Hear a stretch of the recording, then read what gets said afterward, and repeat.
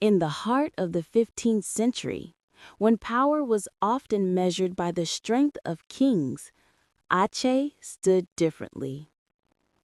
From the royal court of Samudera Pasai rose a woman of grace and intellect, Sultanah Nahrasiyah.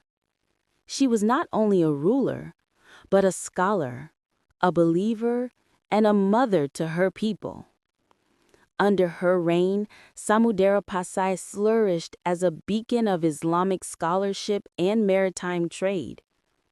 Merchants came from Arabia, India, and China, and they found in Pasai not just wealth, but justice. Nahrasiyah led her kingdom with faith as her compass and knowledge as her sword. Her governance blended diplomacy and compassion. She valued scholars, supported learning, and upheld the dignity of her people.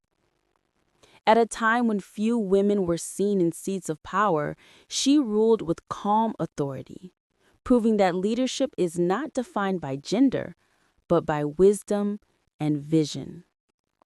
Her legacy endures beyond the pages of history. The tomb of Sultanah Nahrasiyah still stands proudly in Samudera, carved with intricate Arabic calligraphy, a silent testament to her piety and strength.